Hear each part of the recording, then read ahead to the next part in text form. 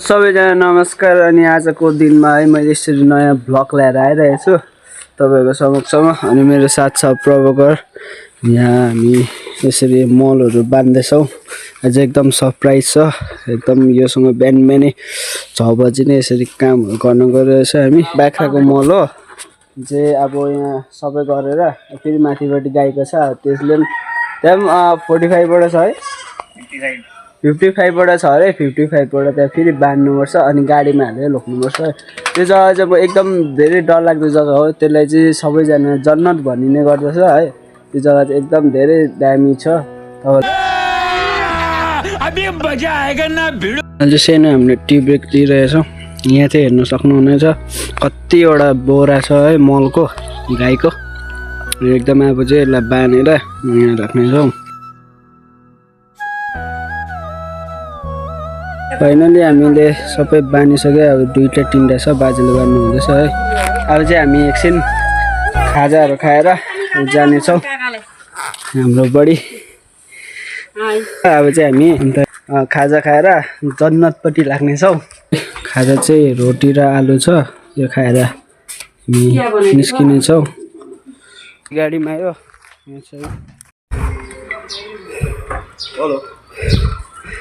Finally बाख्राको मल हाल्यो। यसरी ल्याउँदैछ सामान है। म चाहिँ यहाँ लोड गर्दैछु। यति साह्रो हालिसकेँ, एकदम जग्गा पनि छैन अब। तर पनि अझै 10 वटा जस्तो बोरा छ। म चाहिँ फिलहाल गुवामा बसेर हाल यसले चाहिँ नुनको बोरामा मैदाको बोरामा खाँदी हाल्दैछ योपालि। यहाँ हामीले यस्तो साह्रो पर्छ कि हामीले हालिसक्यौँ है।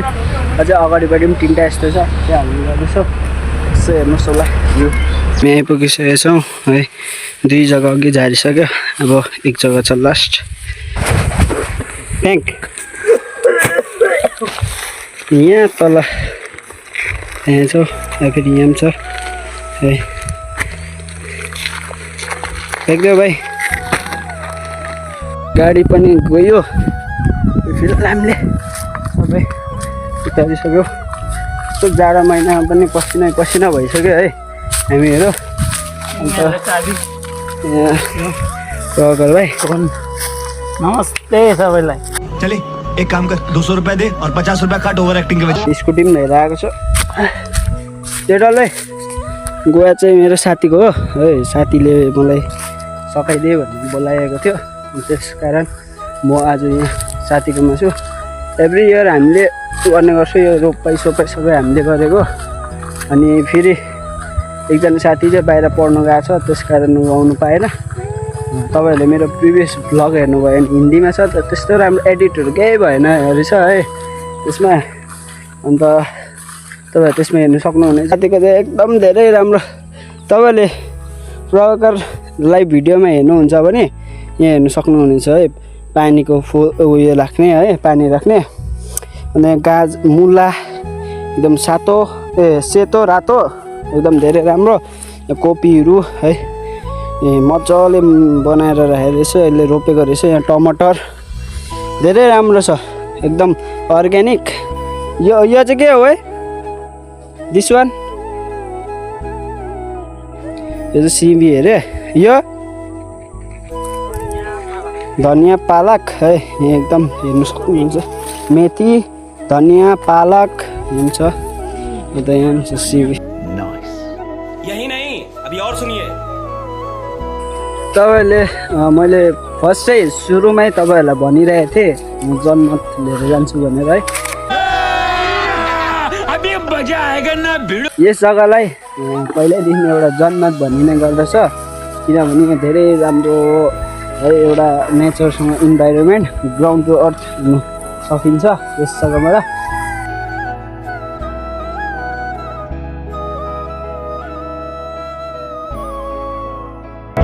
आमा मेरो भिडियोमा केही भनिदिनु त लु।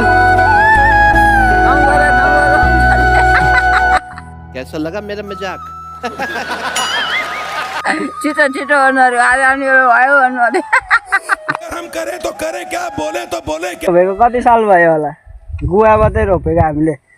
यो रोपेको हजुर कति यो भयो वर्ष भयो होइन टोटल अब यो ठुलो चाहिँ यो 4 वर्ष भयो होला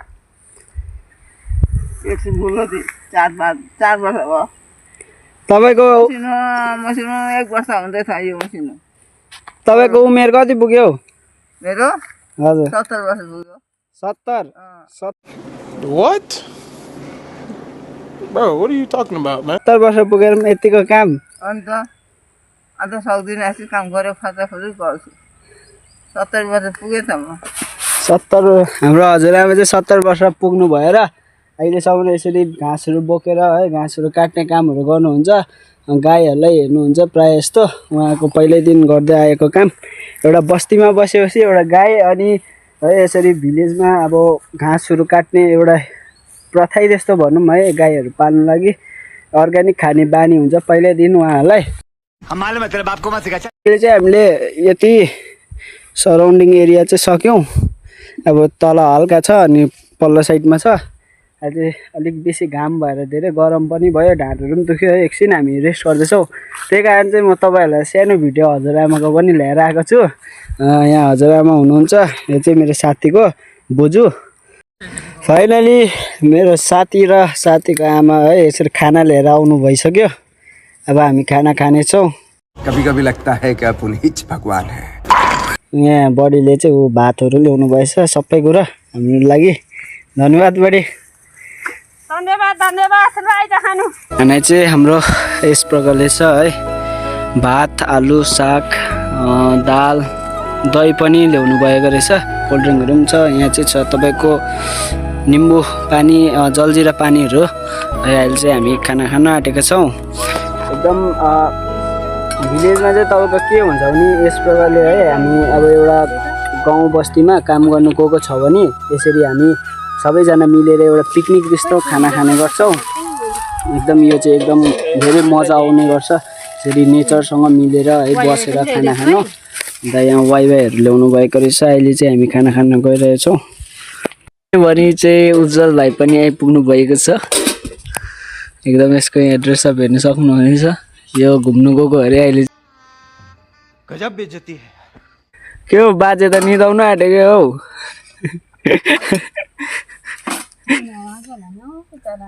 निदाउनु आँटेको हौ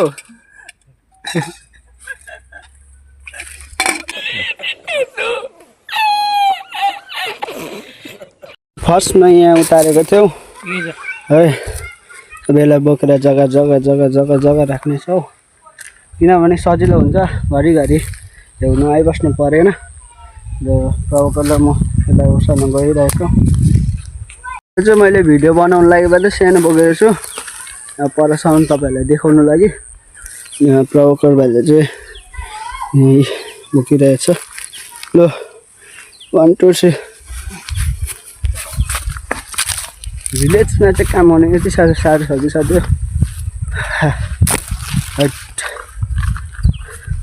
भर्खर खाना खाएको झन्डै निस्क्यो खाना बेसी बोकेर फाइनली अहिले चाहिँ हामीले सबै मलहरू हालेर सक्यौँ अहिले चाहिँ यसरी हल्का यसरी छोप्दै सबै जग्गा छोपिसक्यो पनि है अहिले चाहिँ यहाँ उज्जवल भाइ आएर पनि यहाँ काम गर्नु हाम्रो काम पनि हामीले सकिसक्यौँ तपाईँहरूलाई चाहिँ यस जग्गाबाट भ्यू चाहिँ कस्तो देख्छ भनेर हेर्नुहोस्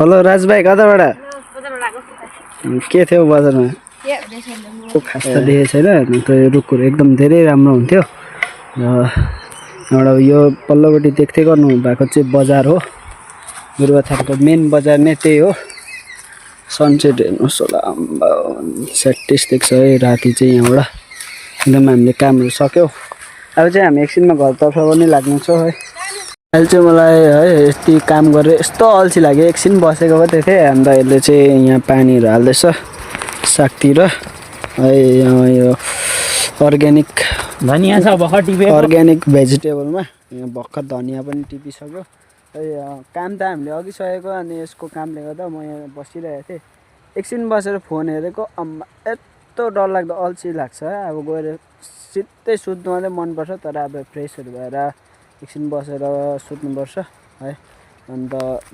सबैजनालाई अब है अब अर्को भिडियोमा भेटौँ एउटा भिडियो दामी नै आउन आँटेको छ त्यो भिडियो एकदम त्यसमा चाहिँ एकदम रियालिटी लुकेको छ है तपाईँहरूले हेरिदिनुहोस् त्यसमा माया गरिदिनुहोस् त्यसमा तपाईँहरूको कमेन्टहरू हालिदिनुहोस् त्यति नै भन्दै सबैजना बाई बाई एन्ड जय हिन्द जय भारत